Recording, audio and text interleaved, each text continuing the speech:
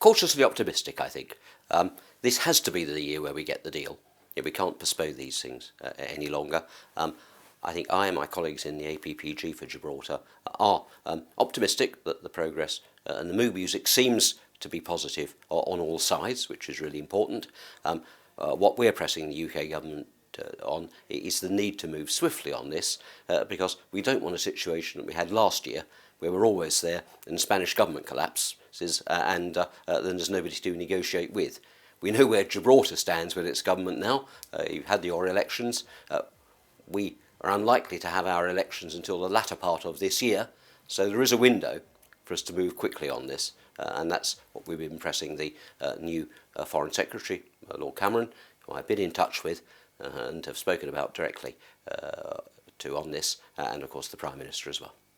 What have the words been in that conversation? Can you give us an inkling into how far along the line and what obstacles are still in the way?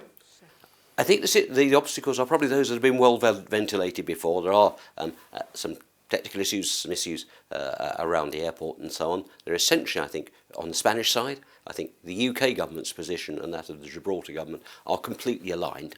There are no difficulties there. We need them to accept a sensible approach in areas like that, and we can move forward. What is important is that David Cameron, of course, is very familiar with this. He's been around the territory before, and our old friend James Cleverly is still carrying out a very important role in government, so we have plenty of friends in cabinet to make Gibraltar's case.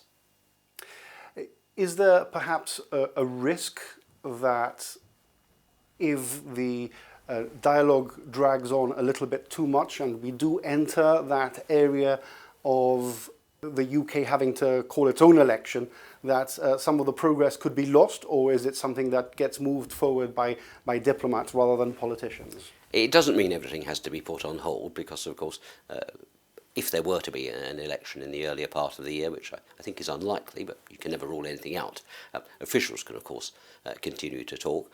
What's important, of course, is that there is a cross-party agreement to the approach. So whatever government there is in the UK after the elections, I'm confident that they will have the same stance in relation to Gibraltar, and that's been a very important success, I think, for the APPG, to make sure that both the Labour and the Conservative and Liberal Democrat, and indeed the Nationalist parties, all understand Gibraltar's position and are all going to support the agreed position of the Gibraltar government and its people and the UK. Given the current circumstances in the Middle East, of course we've seen the UK now deploy its military assets in the area to protect shipping there. We've seen some of the warships heading towards the Middle East, stopping over in Gibraltar. Could this perhaps give a greater rise to Gibraltar's prominence in the eyes of politicians in the House of Commons and in the House of Lords? I think it demonstrates very clearly the importance of Gibraltar to the UK family and indeed to the Western democracies as a really important military and naval asset to us. So anything that raises the profile of Gibraltar is welcome as far as I'm concerned. It certainly increases the salience and it makes a very visible contribution. I think we all want to thank all the workforce in the dockyards at Gibraltar. I know they've been working particularly hard to make sure that our ships are turned around when necessary and made ready for those important peacekeeping duties.